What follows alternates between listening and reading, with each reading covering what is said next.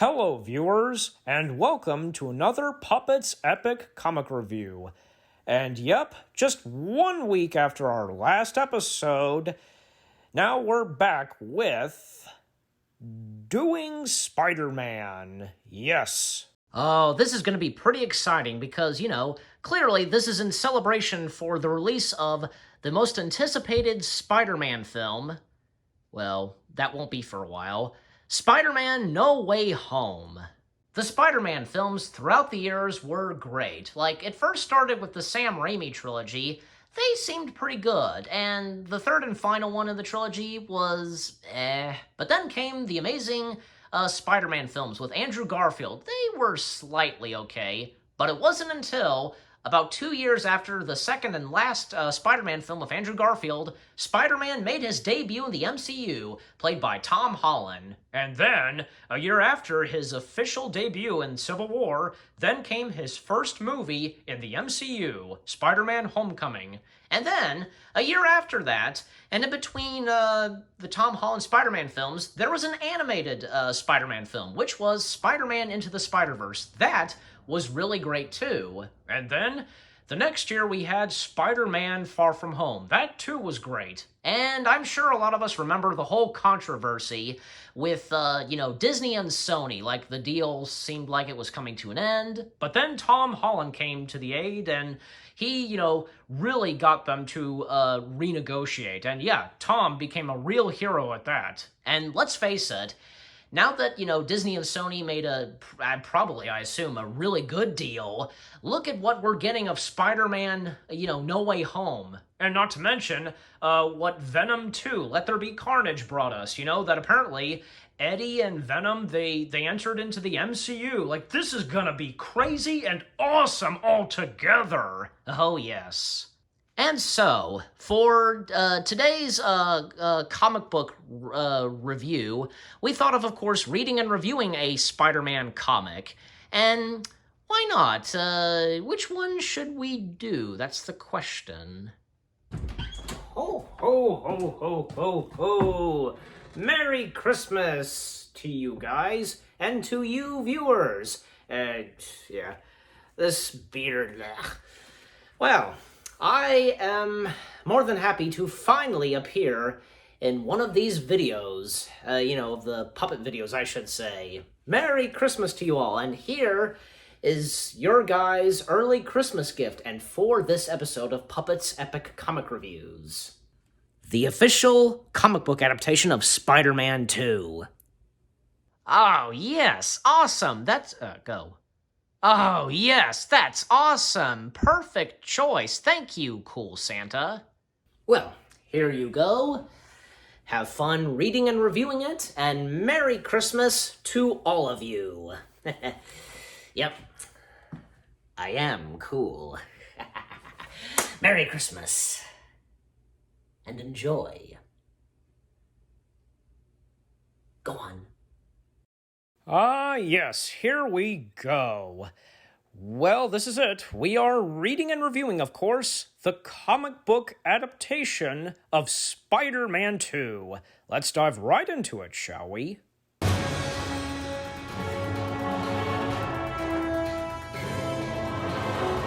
The cover is not that bad, actually.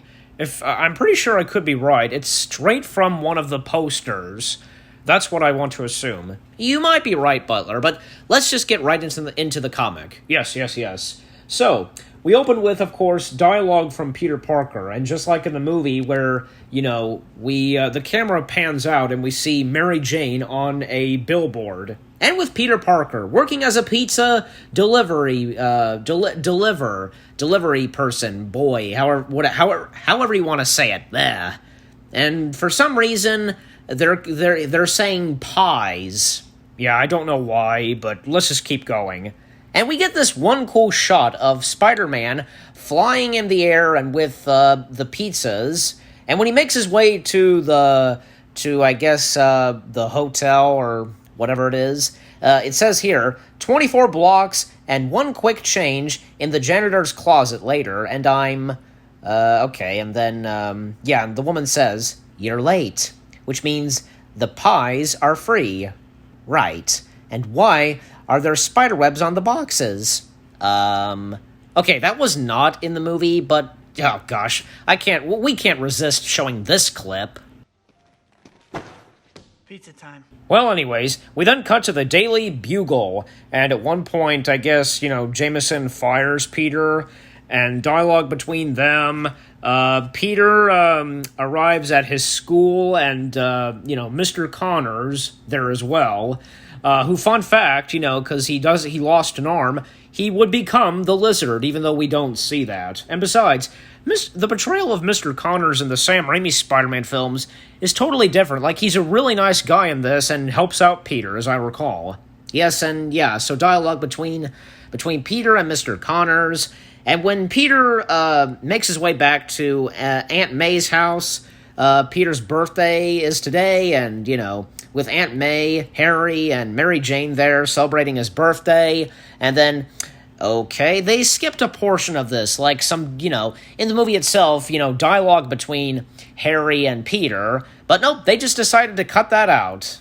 Yet again, comic book adaptations of movies with changes here and there. Later in the evening, because, a conversation between Peter and Mary Jane, and then a conversation between, Peter and Aunt May. And then the next day, Harry and Peter talking, and of course we get the appearance of Otto Octavius. Yep, and because he's building a machine, and Peter and Octavius meet for the first time, and, we see Octavius's wife, and Peter has dinner with them, and then Peter goes back to his apartment, and is on his way, I guess, like the next evening or something, where he is on his way to Mary Jane's performance on a stage show, a stage play, etc. But of course, a car with criminals are being chased by a policeman, and Spider-Man jumps into action, and which causes him to miss out on Mary Jane's performance. And Spider-Man, well, need I say, Peter Parker, just feeling totally upset about this and apologetic to Mary Jane. And, the sad thing is, he just can't tell, Mary Jane and anybody else he knows that he's Spider-Man and why he's missing out on so much and having them let down. And then we cut to the ceremony and the event with Otto Octavius, where it first starts off with his robotic arms, and then he tries out the machine. We'll go ahead and read some of the dialogue here. Which is what Octavius does. He moves like a conductor. His arms are a metal blur, and a mini sun starts to form right before my eyes. Yeah, because this is Peter Parker narrating. Wait. Something's going wrong. Rosie, get behind me. The tritium's spiking, going to... Turn it off, Octavius! The nuclear reaction. Those flares of energy. A mini-sun going nova. Let me go. I'm in control. The machine will stabilize. Otto, please, Otto. And Spider-Man jumps into action. And Harry saying, You! What are you? Saving your life, Harry. You can thank me later. Now to get to... And then Rosie says to, her husband, Baby Otto! No, I'm too late. And holy cow, look at this. Like electric and such, zaps through Rosie. Yeah, because here's the thing. In the movie itself, Rosie is killed by this glass that's pulled into the giant, sunball, pretty sure that's not really what it's called, but you get my point. And, yeah, and, the glass, I guess, hits her eye and instantly kills Rosie like that. But, yep, in the comic, it goes for this, where, electric and lightning, goes through her. I wonder if that was originally intended for the film itself.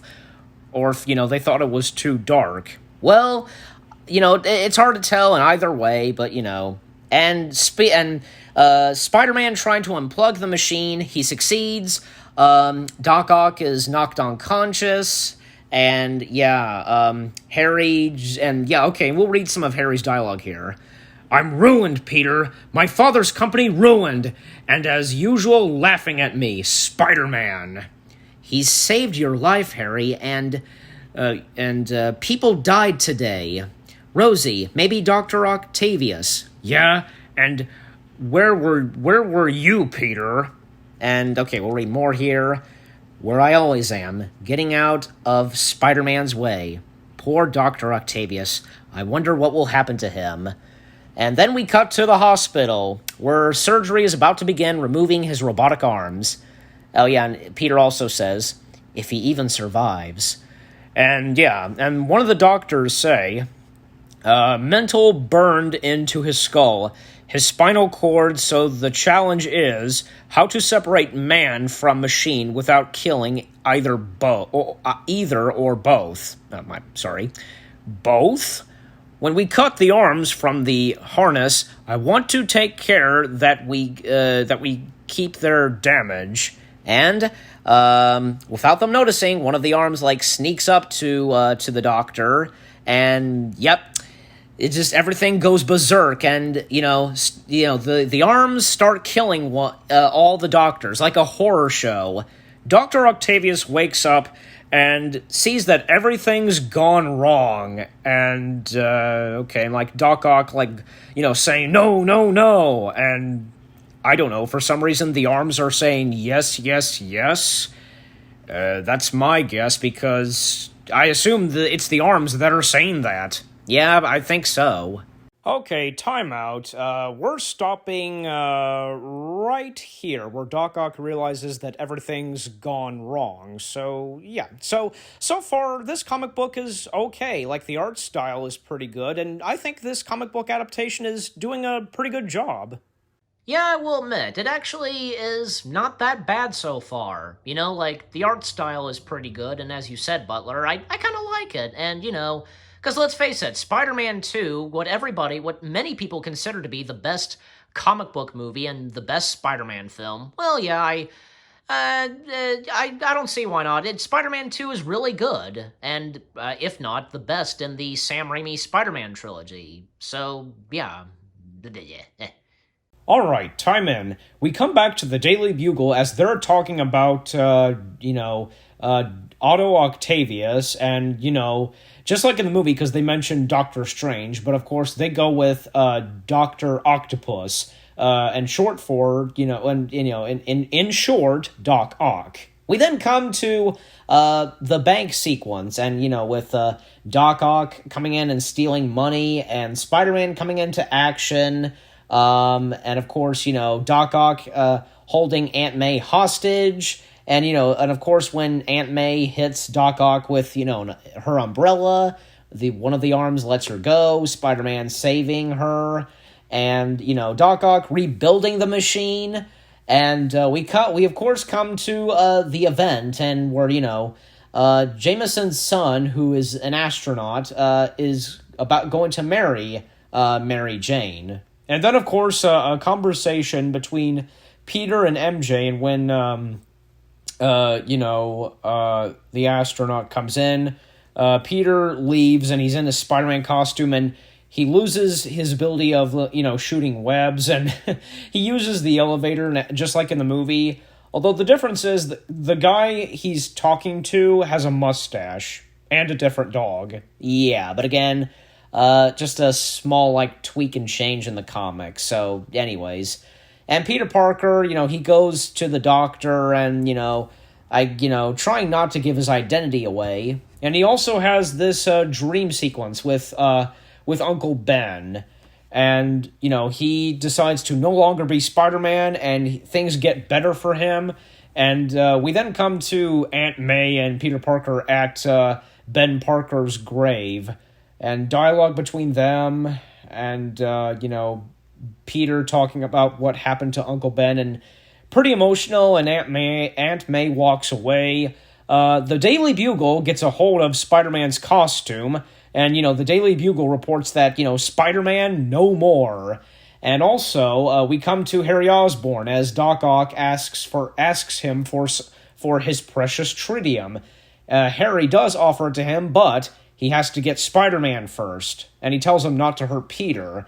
And, Aunt May about planning to move out and sell the house while Peter Parker is trying to get back into being Spider-Man and, is unable to. And then, we come to the coffee shop where he talks with Aunt May. They are about to kiss. That is until Dr. Octopus comes in, throwing a car into the coffee shop.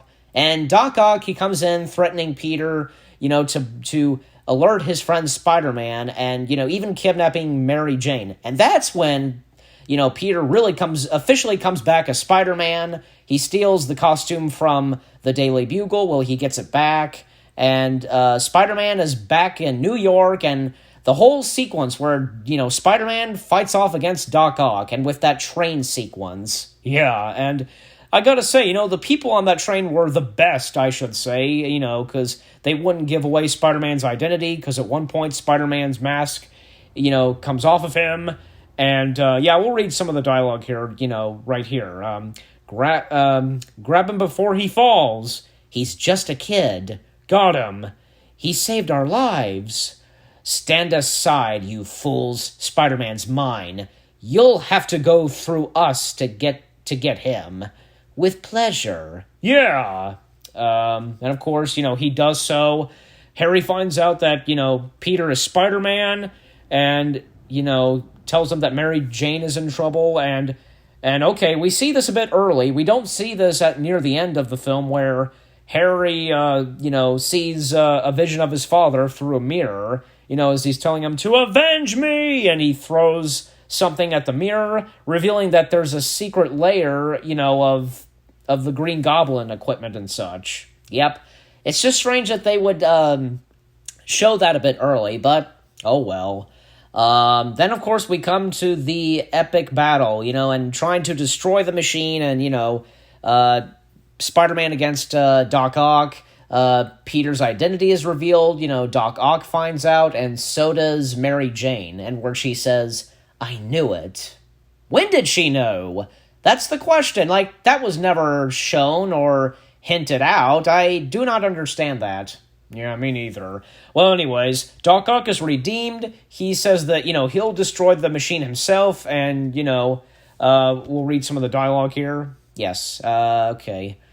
The shock. I think it's done something to him. Dr. Octavius, if you can hear me, if there's any of you left in there, please, you have to stop the reaction before it's too late. Fight the arms. Fight the arms, yes. I'm trying. I'm okay. Yes, I will not die a monster. Those paws, that wasn't in the film, but oh well. So more dialogue here from Spider-Man / Peter Parker narrating.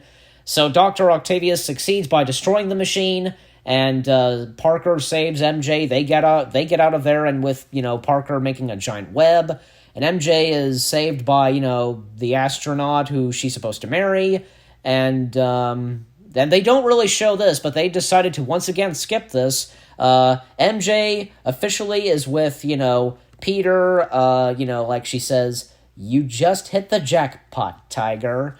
And a happy ending for them because they're finally together. And they even show, I guess, a quick flashback when, MJ kissed, Peter Parker, the upside-down kiss. And the final, and I gotta say, really cool shot of Spider-Man flying through New York. And we'll go ahead and read the dialogue here.